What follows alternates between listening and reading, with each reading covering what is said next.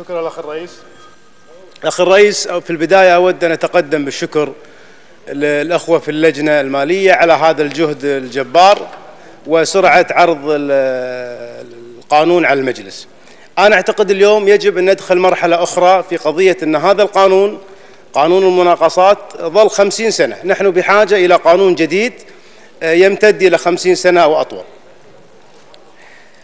هناك ملاحظات ذكرتها الحكومة في قضية أن هذا القانون الجديد الإخوان في اللجنة ما قعدوا مع بعض الوزارات المهمة.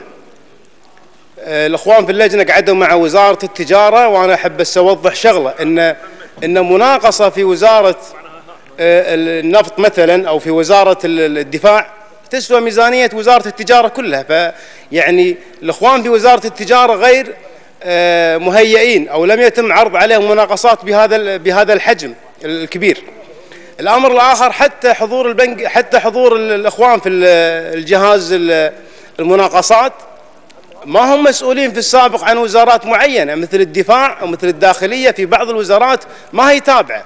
أنا أعتقد الأخ الرئيس أنه يجب أن يكون هناك توافق. إحنا اليوم حتى نخرج من هذا القانون السابق يجب أن نقر هذا القانون في المداولة الأولى. الحكومة إذا كانت جادة، أعتقد الأخوة في اللجنة المالية ما عندهم مانع أن نقر اليوم في المداولة الأولى، ومن ثم يكون هناك دعوة للوزارات المعنية إذا عندها ملاحظات. نحن نقدر أن هناك بعض الخصوصية في صفقات وزارة معينة مثل وزارة الدفاع، فأنا أعتقد أن الإخوان في اللجنة المالية ما عندهم مانع وهناك توافق، بس يجب أن نقر في المداولة الأولى.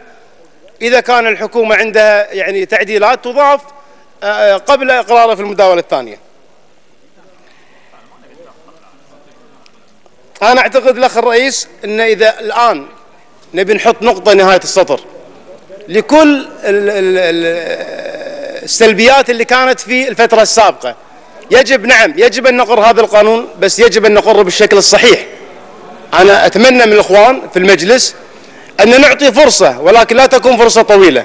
يجب أن نقر هذا القانون كمداولة أولى في جلسة اليوم، ونعطي فرصة ب3 أسابيع، نحددها ب3 أسابيع حتى تقوم الحكومة بعرض التعديلات اللي تشوفها، ومن ثم نصوت عليه في المداولة الثانية. وشكرا لك الرئيس.